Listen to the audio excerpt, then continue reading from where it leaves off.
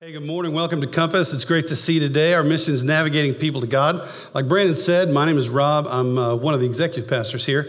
Most of the time, my work is kind of behind the scenes that nobody sees. So this is my time, so buckle up. I'm just playing. Hey, I want to say thanks to those who are watching Facebook Live, especially Steve, Susie, and Betty up in Amarillo. We love you guys. And honestly, I love being out here with y'all in Roanoke. When we first started doing Easter services on the property before we had the building, I got to be a part of those. And the first year that we did that, I thought I was going to get electrocuted with all the rain and the generators and stuff like that. But you know what? We made it. That's good. And honestly, not everybody. So don't, if this isn't you, don't take offense. But there's a lot of y'all out here that are a little bit more cowboy. And that's kind of how I grew up. And I'm digging that. So it's good to see you guys today. Before we go any further, I want to tell you, just because it's distracting about my arm, I hurt it, tore a tendon while I was baptizing somebody. If there are brownie points in heaven. Anyway, I just wanted to get that out of the way so you don't get distracted by the RoboCop gear here. Hey, we're in a series called Home for Christmas, and I love this series. I love Christmas. And we're going to be in a text today in John chapter 18 where Jesus has been arrested and is about to die. Now, I know, right? You're like, hey, Pastor, good choice for Christmas. Nice one. Now, listen, I also know that there might be a mom or a grandpa in here that's giving me the side eye saying, get to the baby Jesus, buddy. But I want you to hang with me for a minute because there's something important about Christmas we want to talk about. Now, as I tell this story, I want to invite you, again, this is Texas, do what you want, but I want to invite you to kind of join me in your imagination in this story so you kind of feel what's going on to get to this point of what Jesus is going to make in this story. So let me set the backdrop a little bit. Jesus has just been arrested earlier in the evening in the Garden of Gethsemane. He's been betrayed by Peter. The Roman guards, the Jewish guards, and Herod, the king of that area, his guards have all beaten Jesus severely. He's been through a really, really bad night. It's almost dawn. He's got a crown of thorns, and he has now been brought to a place called the Praetorium. That's just a fancy Roman word. It means the governor's house. And the Praetorium was a place where the governor of that, or the prefect of that region, lived and would hold court. Okay, it was an official Roman building.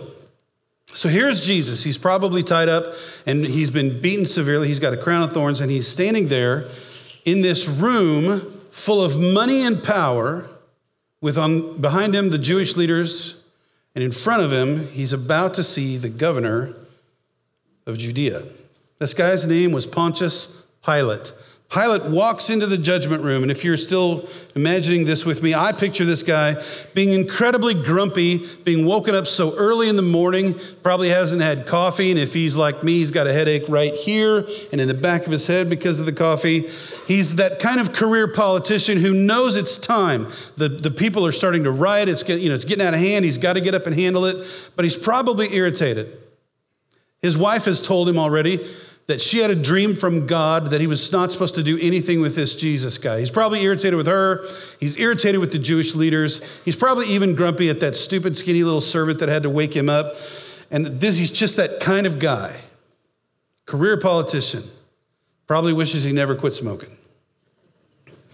It's Passover week. And right outside the door, all the Jewish leaders are standing there furious. If they walk inside of this guy's house, if they step 1 foot, they become ceremonially unclean and they can't celebrate Passover with their families. So this murder they're trying to pull off here should be fine as long as they don't get dirty and they're home in time for dinner. That's the scene that we're walking into. Let me join this story in progress as the Apostle John tells it. What charges are you bringing against this man? Pilate says. He's clearly not thrilled. The local leaders can probably sense it. And they say, if he were not a criminal, they replied, we would not have handed him over to you. Pilate said, take him yourselves and judge him by your own law.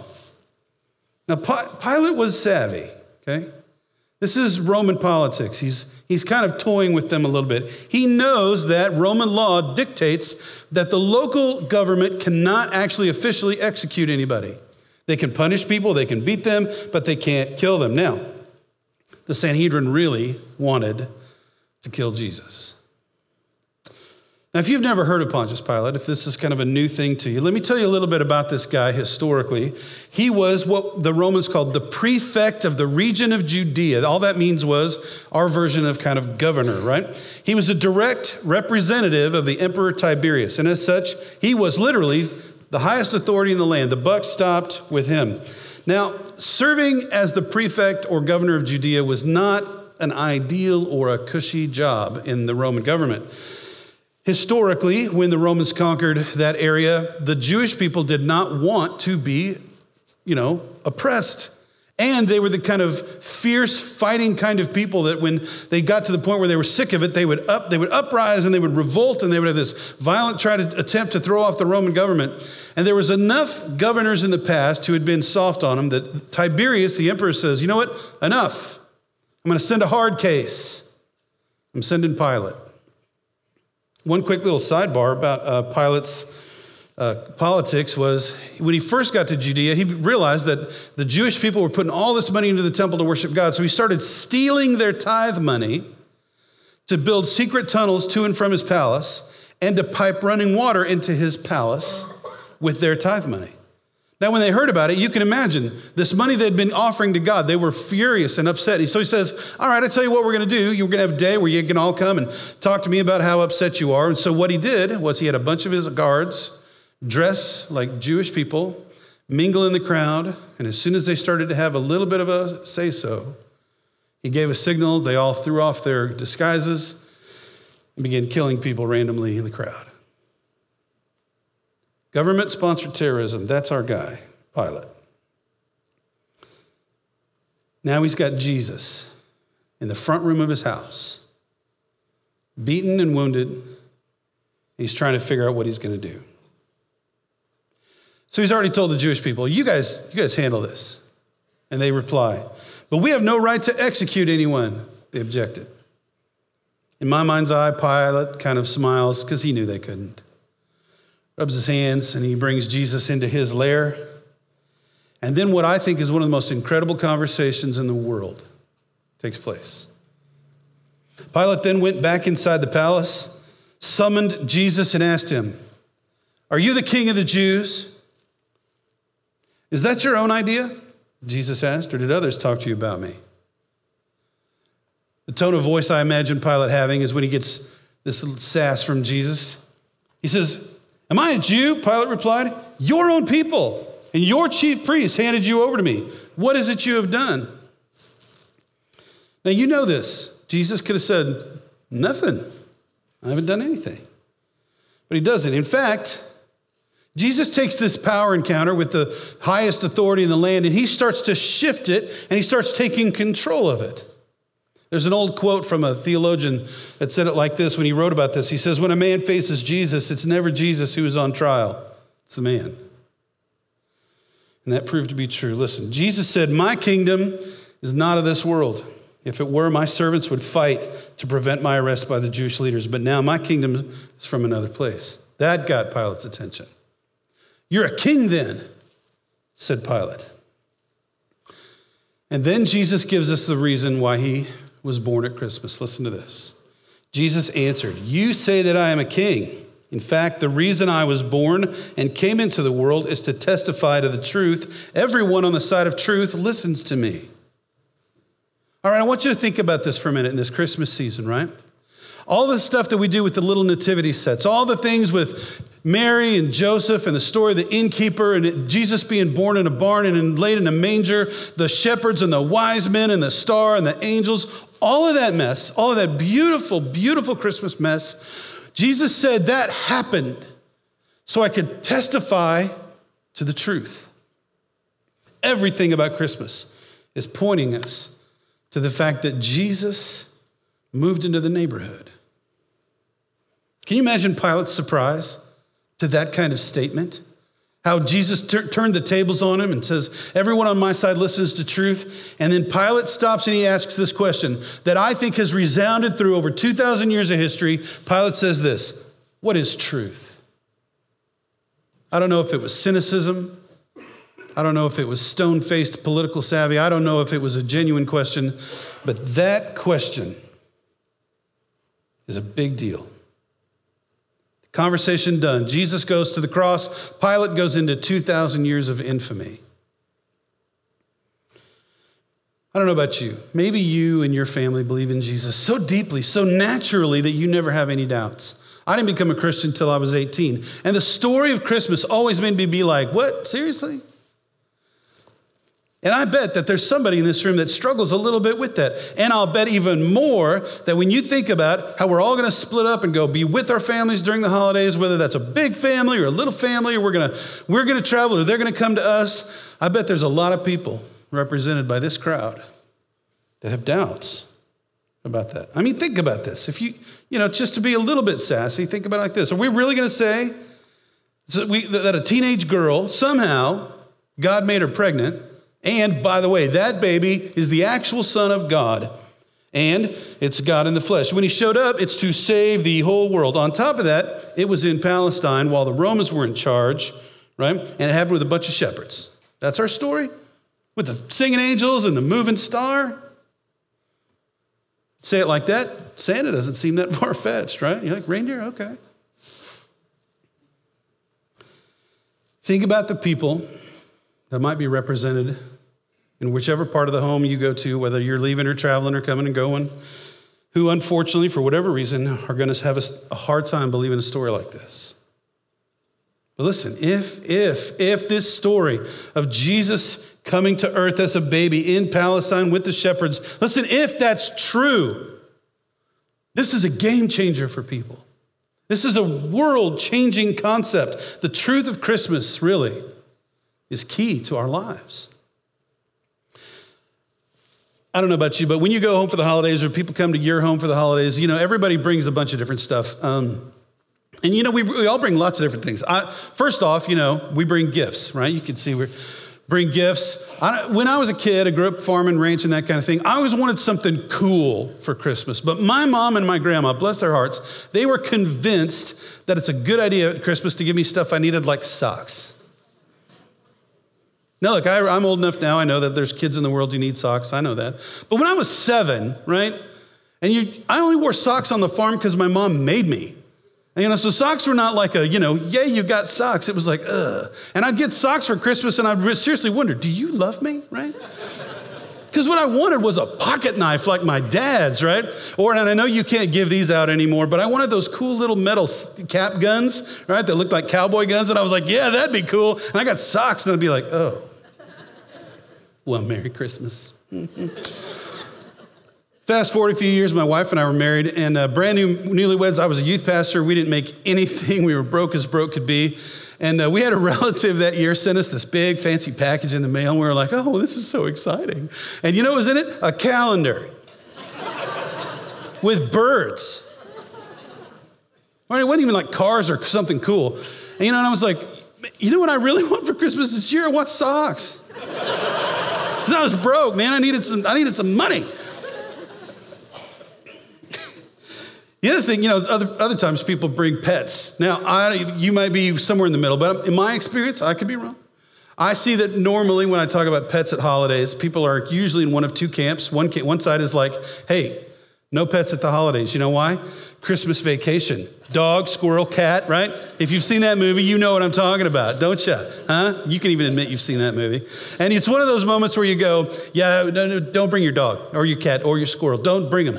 Other people, right, tends to be all the way over here. They tend to be like, hey, but they're part of the family, right? They're our fur babies.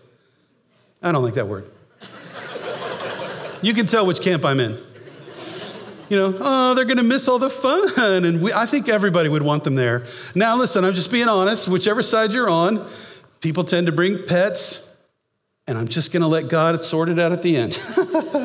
They also bring their kids, right? We bring kids. You might be one of those wonderful, incredible people that's like the fun uncle. Don't abbreviate that. Or the really best aunt ever, right? Some of you are still like, fun uncle, abbreviate that. The best aunt ever. And you're the one that plays Uno till 1 a.m. with all the grandkids, right? Or Jenga, or you get them all in the car and take them to the movie or something like that. You might be one of those people. Or you might be one of the people that's like, look, I just got to get through till the end when they all leave, and then I can have my house again. And somewhere in the middle, there's somebody judging both sides, right? You're like, you're trying too hard and you're just terrible at Christmas. Also, we bring this is my title. I don't want to indict anybody here, but we also bring Crazy Uncle Joe. Right? This is the relative that you have to invite, but of course they're going to cause a scene and a big stink, and they're going to ruin dinner, and they're going to end up throwing cranberry sauce on somebody. Now, I don't want to just pick on the men. There's the girl version of this. It could be grumpy grandma or bitty Aunt Betty or, sarcastic Sister Shirley. I don't know. And if you're thinking to yourself, hey, man, I don't think there's anybody in our family like that, it could be you. Just warning you. But without fail, inevitably people bring themselves and all of the mess that they are. It could be their problems, depression, anxiety, fear, loss, or loneliness. Maybe they have incredibly good news, but they feel embarrassed sharing that in front of other people. Maybe they got a new promotion or a new breakthrough. Sometimes it's sin or greed or guilt or secrets. Sometimes it's hope and joys and plans for the future. Many are going to be searching for answers, but all of us are going to end up with all this mess, all these ups and downs, sitting around the table eating ham. Somebody's going to be doing badly. Somebody's going to be doing okay. Some are believers and some are not. But think about it like this. We have this group of people together and an amazing opportunity to share the truth about Jesus during Christmas. Now, if your family's like my family are, we're a combination of, oh my gosh, I'm so excited about Christmas, and oh my gosh, we're not remotely ready for Christmas. Not even close. But I want to ask you a question. What if this year we spent less time preparing for events and spent more time preparing for people? Think about that for a minute. I don't want to suggest we don't prepare. I'm saying, but of the two, what if we prioritized preparing ourselves for the people in our lives?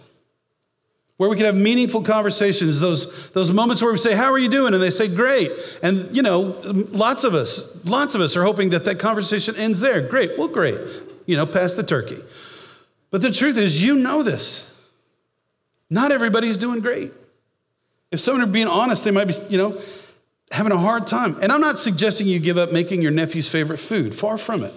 But what if we worked hard at preparing an environment to experience the truth? Where we bring forth truth lovingly into our conversations. And the holiday season's a great time for that. Not to beat people over the head with this, but just to create an environment where truth can be revealed. I'm not talking about politics and religion at the dinner table. Remember, Jesus said that his entire birth, right, the whole point, he was born for one thing, to testify to the truth. Now, I don't know about you, but the word testify sounds a little churchy to me. I grew up not Christian, first part of my life, and so testify's got one of those words that just makes me a little itchy. But the truth is, right, or the real meaning of the word testify just means to bring a good report. So this holiday season, you and I, we have an opportunity to bring a good report about Jesus to our families, to someone in our life who might be far from God, to tell them the truth about Christmas. I'm not talking about an 8-step program to win your weird nephew. That's what I'm getting at. I'm just saying there's some things we can do to help. Here's a few of them. Number one, being truthful does not mean being arrogant. We have a lot to be humble about, let's be honest. None of us know all the answers. How on earth are we going to actually really truly explain how God brought himself into the world through Jesus and manifested himself so that all the fullness of the deity, there's some real complex questions there.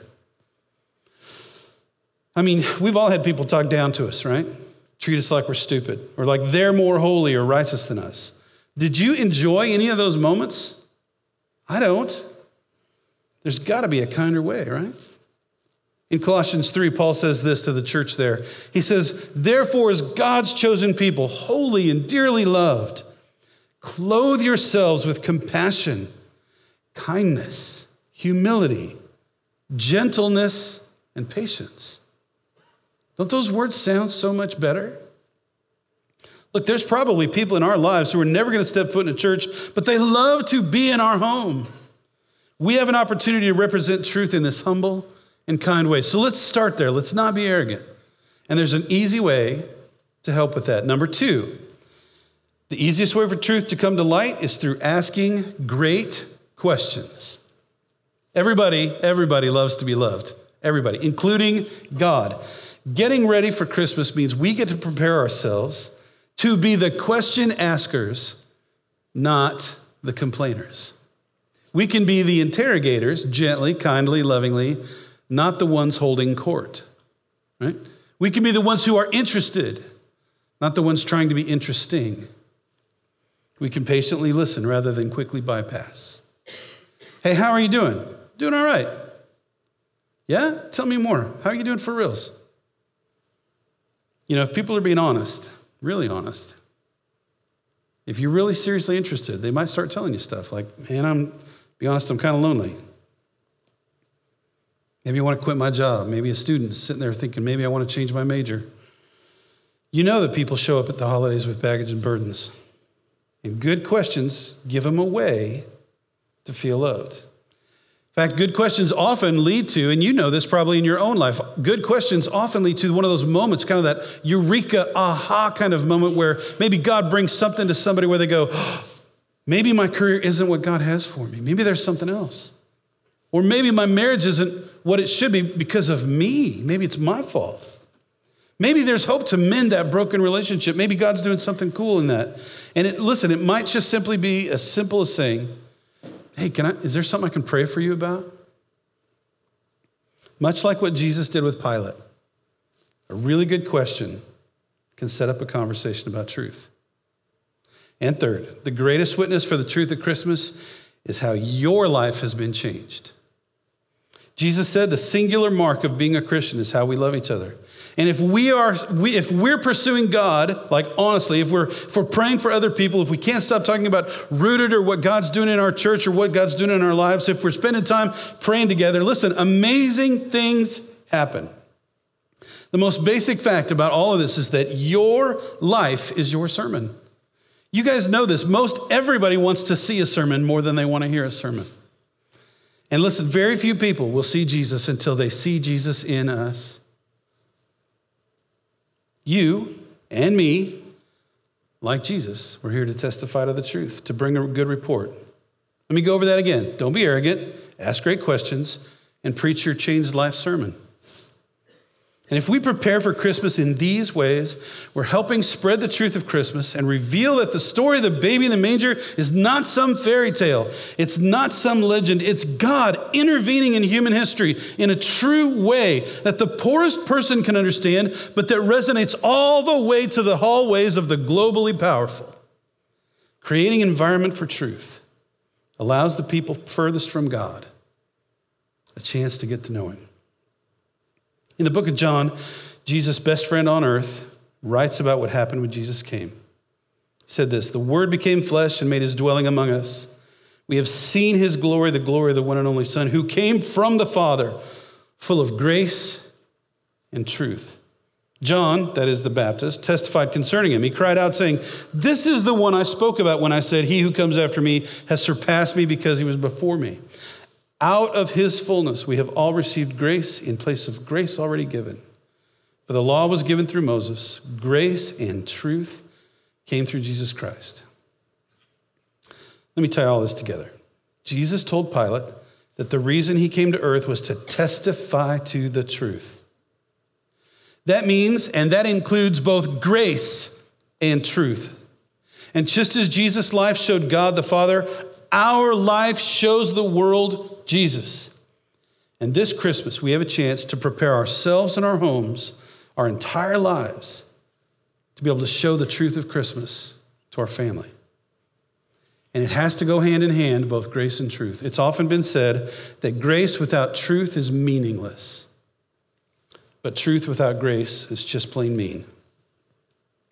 Let me encourage you to think about this idea, that in all the preparation for the holidays, make your priority preparing yourself to testify to the truth of this story.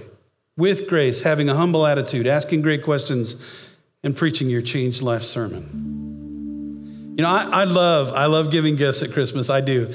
Today is actually my son's 22nd birthday, and I'm so excited to give him his Christmas present. I almost want to give it to him on his birthday. I just can't wait till he sees it. And I love getting gifts, right? I don't know, you might not be that kind of person, but I love it. I like the trees, I like the lights, I like the food. Oh man, do I like the food. I like the whole thing about Christmas.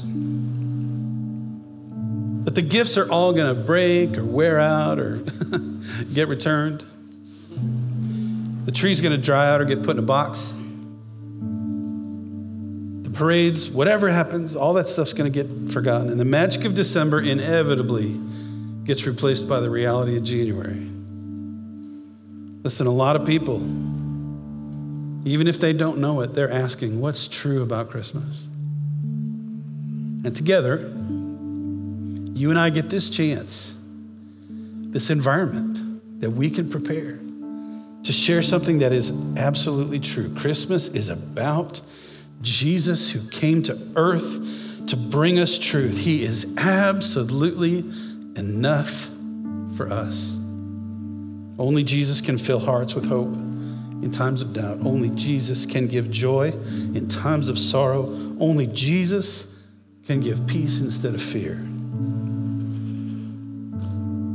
The truth of Christmas is that Jesus showed up, came to our neighborhood, and we get to testify to that in our homes. Let me pray. God, thanks for a chance to be together. God, we love you. And we're excited to be involved in your great work and your great kingdom. And Lord, we pray that you give us the strength and wisdom to not be arrogant, to ask good questions, and to let our life speak so that our family, the people we love most in this world, will hear the truth about Christmas. Thank you for your chance to be a part of this series. Holy Spirit, give us strength to go forward and live this out. In the name of Christ we pray. Amen. Love you guys.